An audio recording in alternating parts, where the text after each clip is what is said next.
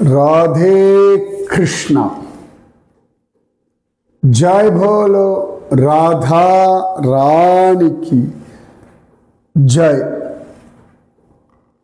जय बोलो श्री कृष्ण कन्हैया लाल की जय। जय बोलो वृंदावन धाम की जय। जय बोलो यमुना मैया की जय।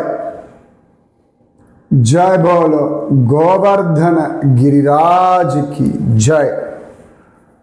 जय बोलो राधा कुंड की जय। राधा कुंड அழகான ஜூலனாஸ்தலி, அதுதான் மெயினாக நேற்று நாம் பார்த்தோம். நாளைக்கு ராதாஷ்டமி. கிருஷ்ண ஜன்மாஷ்டமியிலிருந்து 15வது நாள் வரக்கூடிய சுக்லபக்ஷ அஷ்டமி ராதாஷ்டமி. சரியா? ஞாபகம் வச்சுக்கோங்க.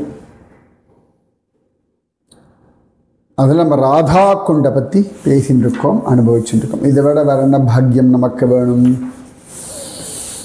ஸோ இந்த ராதா குண்டுடைய காணர்லேருந்து நாம் பரிக்கிரமா ஆரம்பிப்போம். ஜஸ்ட்டு அதாவது நம்ம அங்கங்கே சொல்லியிருக்கேன், ஜஸ்ட்டு இப்படி ஒரு பரிக்கிரமா மாதிரி போகலாமா? அங்கே முதல்ல குண்டேஸ்வர மகாதேவ மந்திரம் அப்படின்னு இருக்கு. குண்டேஸ்வர் அப்படின்னா குண்ட ஈஸ்வரன், குளத்தங்கரை ஈஸ்வரன். அதான் குளத்தங்கரை ஆத்தங்கரை பிள்ளையார், குளத்தங்கரை பிள்ளையார்னு சொல்லி அந்த மாதிரி குளத்தங்கரை சிவபெருமானுடைய கோவில், குண்டத்தினுடைய ஈஸ்வரன். இந்த ராதா குண்டை பாலனம் செய்யும்படியான ஈஸ்வரர், அவருக்கு குண்டேஸ்வர மகாதேவர்னு பெயர். முதல்ல இவரை நமஸ்காரம் பண்ணிட்டு தான் ராதா குண்டு பரிக்கிரமாவே ஆரம்பிப்பார்கள். இந்த ராதா குண்டுடைய ஒரு பக்கம் ராமேஸ்வரன், அப்புறம் மகாதேவன், அப்புறம் பன்காண்டி, அப்புறமா இப்படி ஒவ்வொருத்தரா உண்டு. சரியா? இவர் வந்து ராதா குண்டு கடலில் இருக்கக்கூடிய குண்டேஸ்வர மகாதேவர். நம பார்வதி பதயே ஹர ஹர மகாதேவா. ஜெய் போலோ சிவானி கோபி கி ஜெய். யார் ஞாபகம் இருக்கா சிவானி? சிவபெருமான் பிருந்தாவனத்தில் கோபேஸ்வரராக இருக்கார் இல்லையா? சந்தியா வேளையில் அவர் கோபியாக அலங்காரம் பண்ணிட்டு ராசலீலைக்கு போவார். அந்த சிவபெருமானுடைய ஸ்திரீ ரூபத்துக்கு தான் சிவானி அப்படின்னு பெயர். அதை தாண்டி அப்படி கொஞ்சம் தூரம் நடந்தோன்னா இந்த குண்டேஸ்வரரை தாண்டி அழகா ராதா கிருஷ்ண புராண மந்திரம்னு ஒன்று இருக்குது. புராணம்னா பழையன்னு அர்த்தம். நம்ம ரகுநாத தாச கோஸ்வாமி இந்த ராதா குண்டு ஷாம் குண்டெல்லாம் பெருசாக்கினார் இல்லையா? அந்த வயக்காடை வாங்கி. அப்போ அது தோண்டும் பொழுது அவருக்கு ஒரு ராதையும் கிருஷ்ணனுமான மூர்த்திகள் கிடைச்சா. அப்போ அழகா அந்த அங்கேருந்து ஒரு பிராமணருக்கு கொடுக்க அவர் அதை வந்து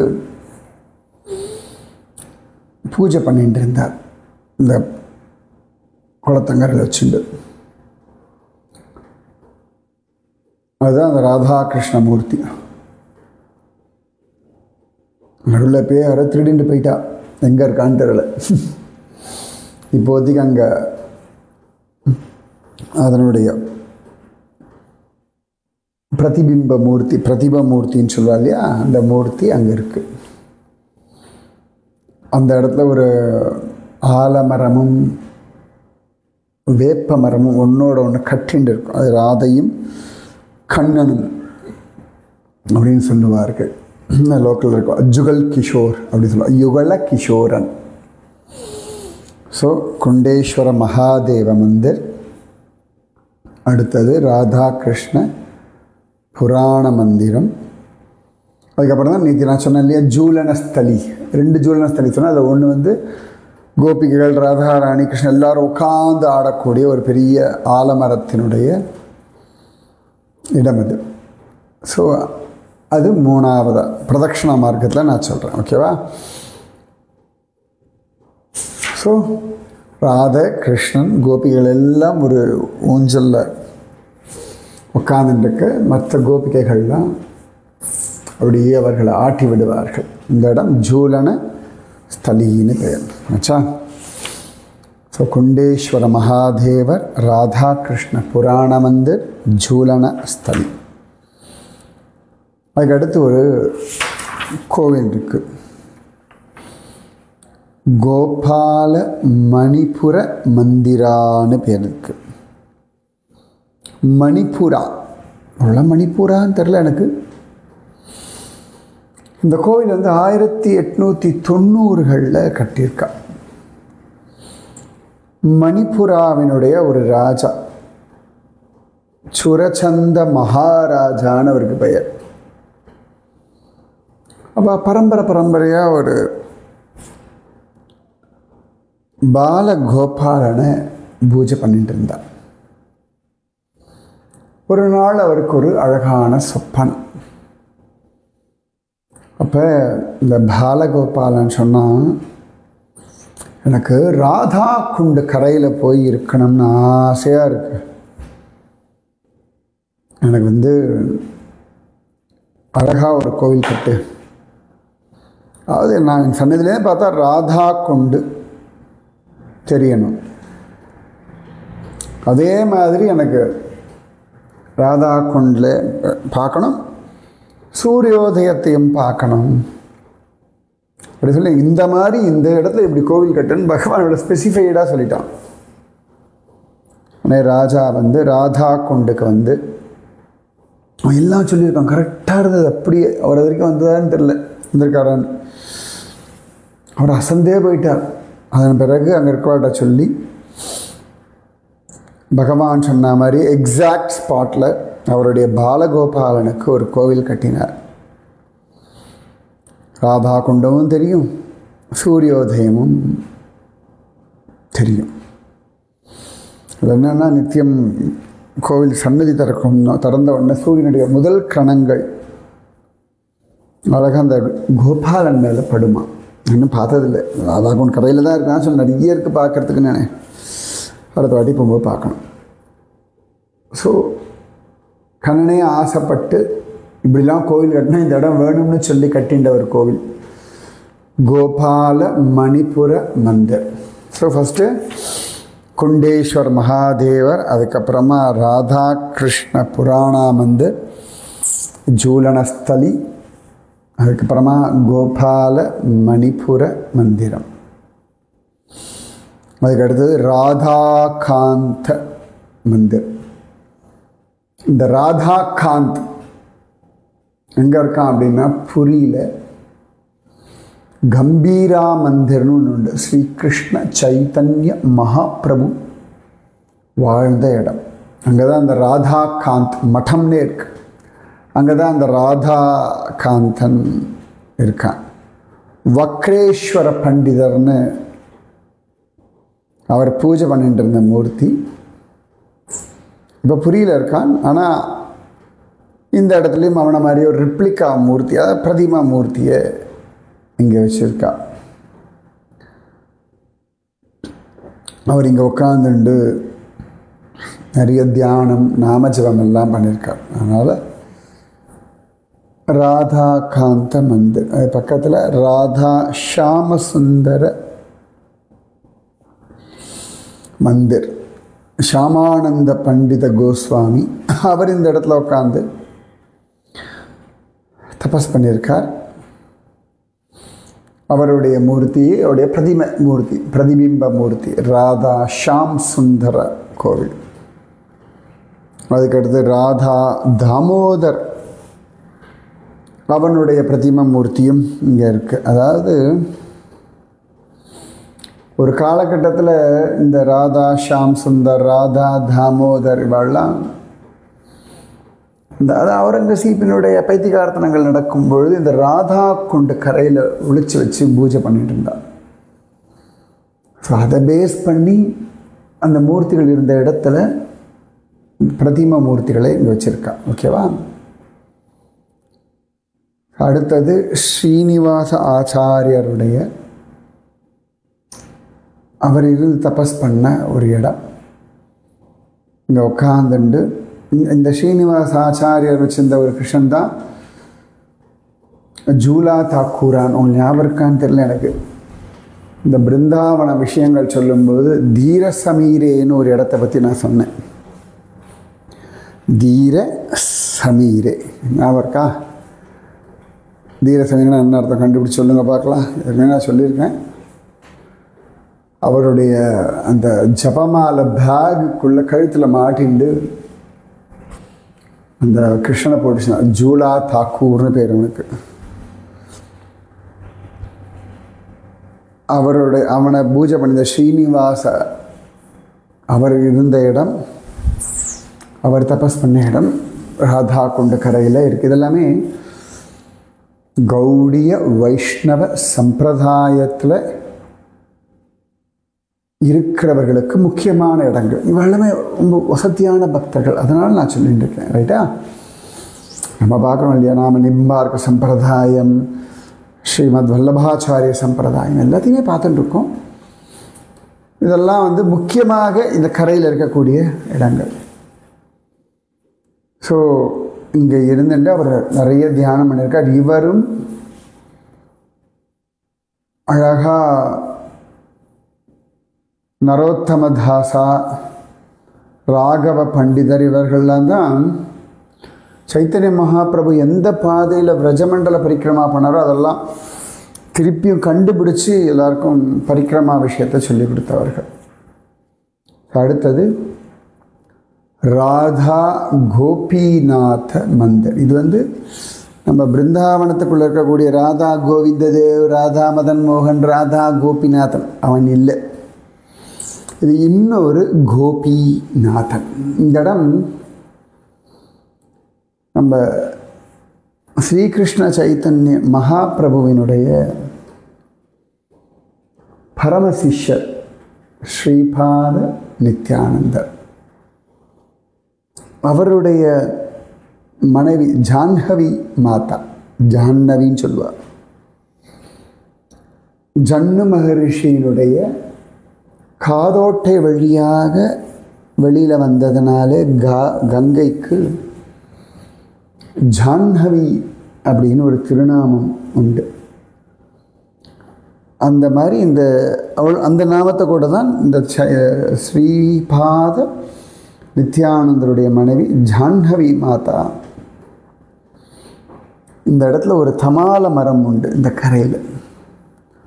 அங்கே உக்காந்துண்டு அவள் எப்பொழுதும் ஜபிச்சுருப்பாள்.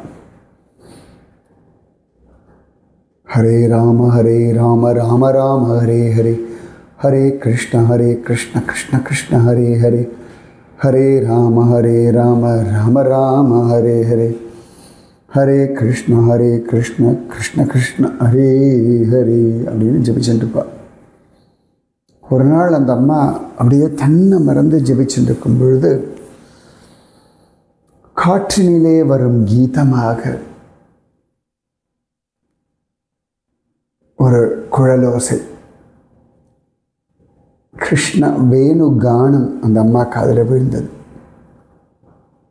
அப்படியே சத்தம் கேட்க திரும்பி பார்த்தா திரிபங்கி ரூபத்தில் கண்ணன் அழகா நின்னுண்டு புல்லாங்குழல் வாசிச்சுட்டு இருந்தான். நீல நிறத்து பாலகன் ஒருவன் குழல் ஊதி நின்றான், காலமெல்லாம் காலமெல்லாம் அவன் காதலை எண்ணி உருகுமோ என் உள்ளம் காற்றினிலே வரும் கீதம். எனக்கு பாட்டு ரசிக்க தெரியும். இது குருஜி அம்மா அவ்வளோ அழகாக பாடுவா. நீல நிறத்து பாலகன் ஒருவன் குழல் ஊதி நின்றான். அது கிருஷ்ணன் அழகன்.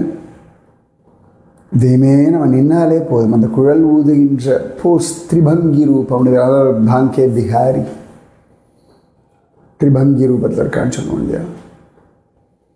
அந்த காட்சி ஜாஹ்னவி மாதாவுக்கு கிடைச்சது. அப்போ ஜாஹ்னவி மாதாவுடைய சிஷ்யர்கள் அந்த அம்மாவுக்கு எந்த இடத்துல அப்படி கிருஷ்ண தரிசனம் கிடைச்சோ அதில் ஒரு கோவில் கட்டினான். அந்த இடத்துல மூர்த்தியும் உண்டு. ராதை கிருஷ்ணனோட லெஃப்ட் சைட்லேயும், அனங்க மஞ்சரி கிருஷ்ணனுடைய ரைட் சைட்லேயுமே இருப்பாள்.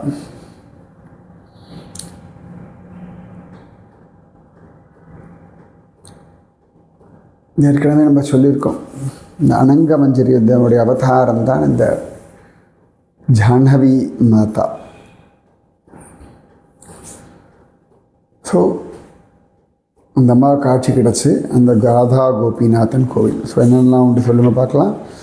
குண்டேஸ்வர மகாதேவன், ராதாகிருஷ்ண புராண மந்திரம், ஜோலனஸ்தலி, கோபால மணிபுர மந்திரம், ராதா காந்த மந்திரம், ராதா ஷாம் சுந்தர கோவில், ராதா தாமோதர் கோவில், ஸ்ரீனிவாச ஆச்சாரியருடைய குட்டீரம், ராதா கோபிநாதனுடைய சன்னதி. அப்புறம் இந்த அம்மா உட்காந்துட்டான்னு சொன்னேன் இல்லையா, ஒரு தமால மரத்துக்கு கீழே, அது இன்றைக்கும் அங்கே இருக்குது. அந்த இடத்துல மா ஜாஹ்னவி பைட்டக் அப்படின்னு சொல்லுவாள். ஜாஹ்னவி மாதாவுடைய படித்துறைன்னு சொல்லுவாள். இன்றைக்கும் அந்த அம்மாவோட அங்கே ஃபோட்டோலாம் வச்சு ஒரு விளக்கெல்லாம் ஏற்றி வைப்பார்கள். அந்த தமால மரம் இன்றைக்கும் இருக்குது. ஸோ இது இந்த ஜாஹ்னவி மாதா பைட்டக். இதெல்லாம் அப்படியே படியில் அப்படி நடந்து போனாலே எல்லாத்தையும் பார்த்துடலாம். இப்படி குளக்கரையில் நடக்கணும், காலார நடக்கணும். அது நிஜமாகவே நான் ஒரு தடவை ராதா கொண்டு போயிருந்தேன். நல்ல மத்தியான சமயம், பயங்கர வெயில், சூடு. என் கூட வந்தவள்லாம் வண்டியில் இருந்தேன். கடற்கடன்னு போயிட்டா, யாருக்கும் நிற்க தோணல. இப்போ எல்லோரும் போயிட்டாலும் பார்த்துட்டு நான் இந்த ஷாம் குண்ட்லேருந்து ராதா குண்டு படியில் இப்படி நடந்து வரேன். நல்லா ஞாபகம் இருக்குது. ஒரு 20-24 வயசு இருக்கும் அந்த பையனுக்கு. மேபி எனக்கும் அப்போ அந்த டைமில் அந்த வயசு தான் இருக்கும்னு நினைக்கிறேன். எத்தனை வயசு போனேன்னு ஞாபகம் இல்லை. அப்போ